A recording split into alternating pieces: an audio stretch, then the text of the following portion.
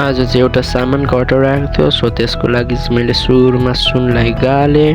ट्याक्क लाएर सुन गालिसकेपछि म लागेँ साइज पिट्नलाई। ज्याम साइज पिटेँ। सो फाइनल्ली साइज पनि पिटेर ट्याक्क त्यसलाई तताइवरी मैले फेरि फुकफाक गरिवरी फेरि मिलाउन थालेँ।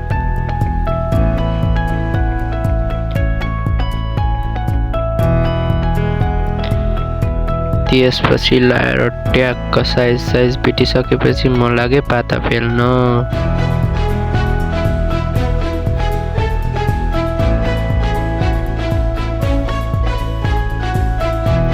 ट्याक्क पाता पनि लामो बनाइसकेपछि मैले त्यसको छेउ काटिदिएँ र फेरि म लागेँ त्यसलाई नै फेरि पातै बनाउनलाई।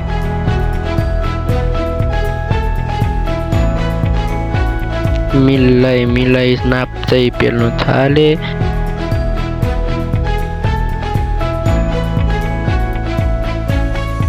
त्यसपछि ट्याक्क लाएर पाता पनि पेलिसकेँ। सो पाता पेलिसकेपछि म लाग्यो त्यसलाई तताउनलाई।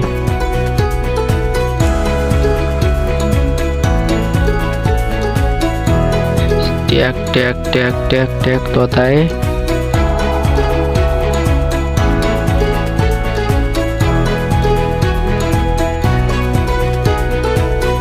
तताइसकेपछि मैले डाइस लिगिवरी डाइसमा ट्याक्क पाउडर दरिवरी म लागेँ डाइस हान्नलाई। अब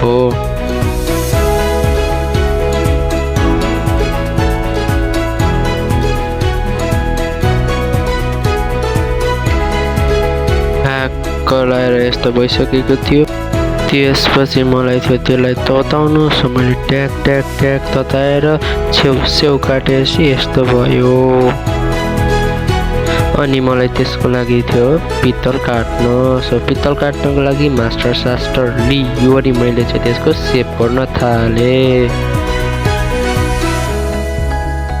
ट्याक्क सेप गरिसकेपछि म चाहिँ त्यसलाई काट्न थालेँ। अब